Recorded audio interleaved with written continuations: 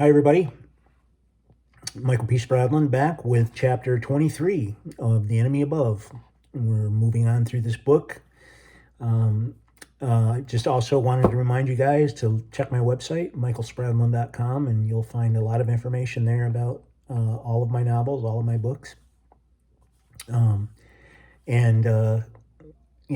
guides are available. I have also posted PDFs of the short stories that I've written for Boys Life magazine, and those would make good, short reading assignments if you're looking for, a piece to use for reading comprehension or theme or any of those things. So I can recommend that, and you can find them there on my website. So with that said, let's remember to be kind. Let's remember to take care of each other, help each other out, and we will all get through this.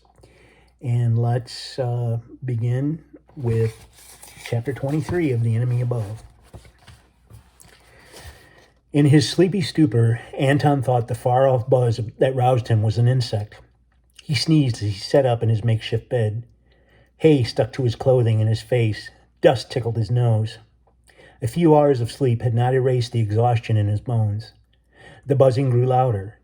As he came fully awake, he realized it was not the sound of insects, but engines. Anton leapt to his feet, ran to the barn door, and moved the hoe and shovel aside. Then, cracking the door open, he peered outside. A fingernail of sun had just cleared the horizon in the east, but the dawn light was not yet bright enough to see anything. The engines, and there had to be many of them, rumbled from the south. Anton recognized the grinding of the half-tracks. That could only mean one thing.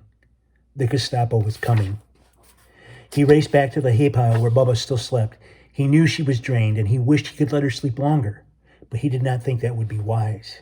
"Bubba, Bubba," he shook her gently by the shoulder. She awoke with a start. "What is it, my child?" Unlike Anton, she was instantly alert.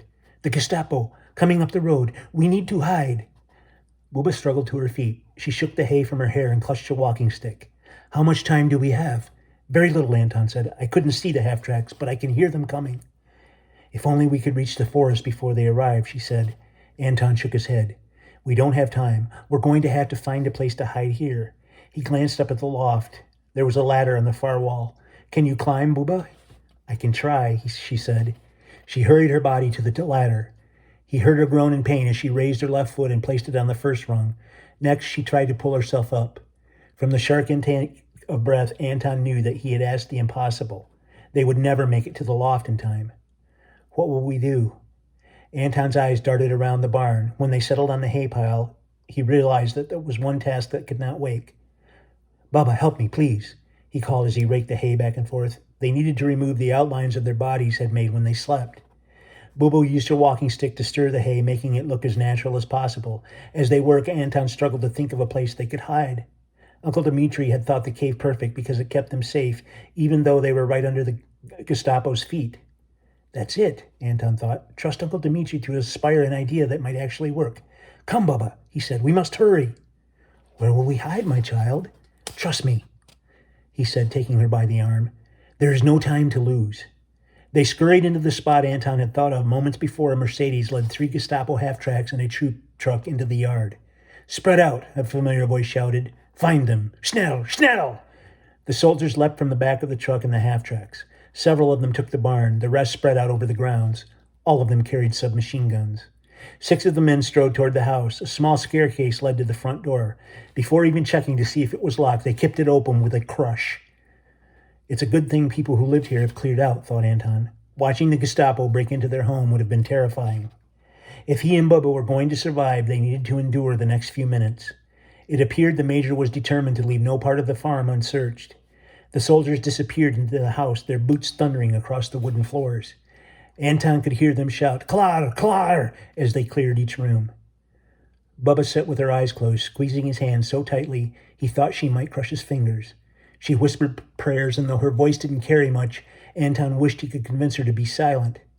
He knew that in this moment of peril, Bubba needed to speak to God. Her faith strengthened her will to fight. But Anton was not convinced that prayers alone would save them from the guns of the Gestapo. Rena had been devout, and her prayers had gone unanswered. When the soldiers entered the barn, Anton's pulse thudded at his temples. The men searched the loft and the stalls. Corn morning air blew through the wide open doorway and swirled pieces of hay around their legs. 2 of the soldiers had rifles with bayonets attached to the barrels. The major gave a command, and the 2 men advanced on the pile of straw. Their bayonets gleamed. Anton held his breath. And that's the end of chapter 23, and we'll be back tomorrow with chapter 24. Everybody stay safe, and let's be kind. We'll see you then.